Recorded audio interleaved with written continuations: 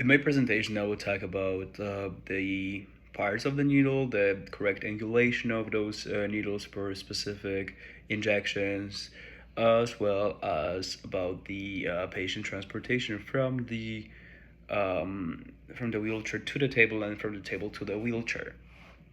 Starting with the needles, needle has three parts to it, and the first part is the bevel. Bevel is the slanted part of the needle that basically um, comes in touch with the skin of the patient. The second part is cannula, and this is the length of the needle. It's right here. Another part is the hub, and the hub is basically the attachment between our needle and the syringe. Speaking of syringe, the syringe has also three parts to it, and there's a plunger. The plunger is basically what's inside of the barrel. The barrel is holding our medication. So what plunger does, by pushing it in, we change the pressure within that barrel, and by pulling it out we also change the pressure. So depending of what we want to do, you either want to inject or aspire some more, let's say contrast or something, or a medication, we can just pull it out. The end of the syringe is known as a tip, and the tip is basically connecting the syringe to our needle.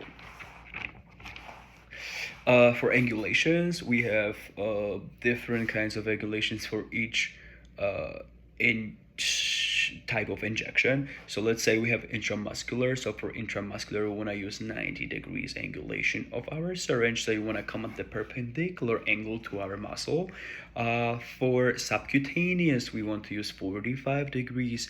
Subcutaneous injections are done underneath the subcutaneous, underneath the skin, meaning underneath the skin. So you want to go underneath the skin. That's why 45 degrees is the best.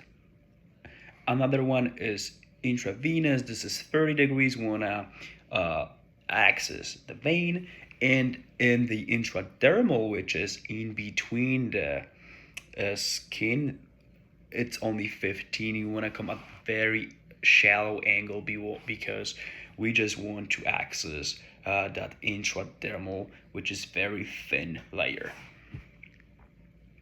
Speaking of our transports, from the table to the wheelchair, and from the wheelchair to the table. So here we have a couple of rules. So first of all, we want to ensure that our patient is wearing those non-skid slippers.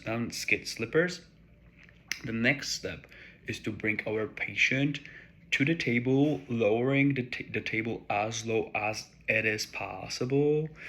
Once we bring the patient close, and we want to bring the strongest side of the patient as close as we can to the table, to make sure the patient would be able to help us with the pivot transfer to the table. So what we want to do here is we want to lock that wheelchair. We want to help our patient stand up. So by doing it, we want to do it in one smooth movement, and we want to use that pivot movement to do so. So once the patient is on the table, we are done. We can make sure that the patient is safe, and we can just lay him down or do whatever we need to do on that table. Once the procedure is over, the examination is over, we want to bring our patient back to the wheelchair. So what we want to do, we want to again ensure that the patient is wearing that non-skid slippers. Then we want to sit up our patient, give him a little of time to prevent the orthostatic hypotension.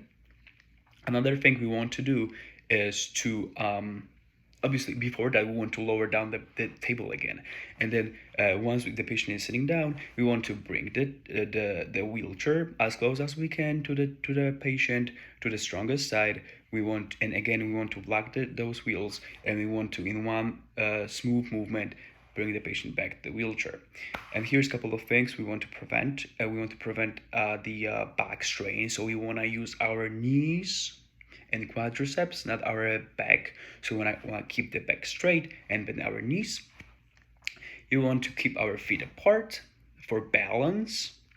We also uh, have to make sure that the entire process is made with us breathing, breathing normally.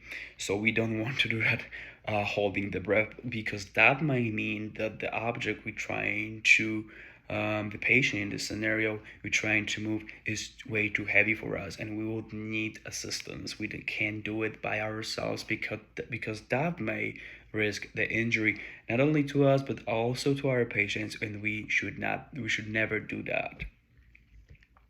For the technique, we should always bring our patient as close as we can to ourselves, and this is basically it. I feel like I covered pretty much everything, and thank you very much.